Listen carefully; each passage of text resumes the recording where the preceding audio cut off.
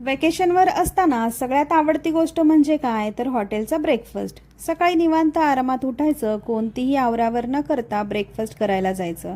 Fresh fruit juice, गरमागरम चहा, coffee, ब्रेकफास्टमध्ये असलेल्या असंख्य पदार्थांचा मस्त आनंद घ्यायचा. तर आज होता आमचा दमणमधला डे 2 आणि आज ब्रेकफास्टमध्ये ढोकळा, फाफडा, जिलेबी आणि खाकरा नक्की असणार हे आम्हाला माहीत होतं. मग काय, डाएट बाजूला ठेवलं आणि सगळ्यातलं सगळं थोडं थोडं खाल्लं.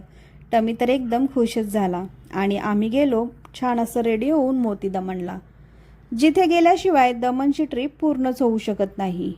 हा आहे इथला ऐतिहासिक किल्ला, जो 16व्या शतकात पोर्तुगीजांनी बांधला असून इथे सगळ्यात जुना असा हा एशियन टँकसुद्धा होता.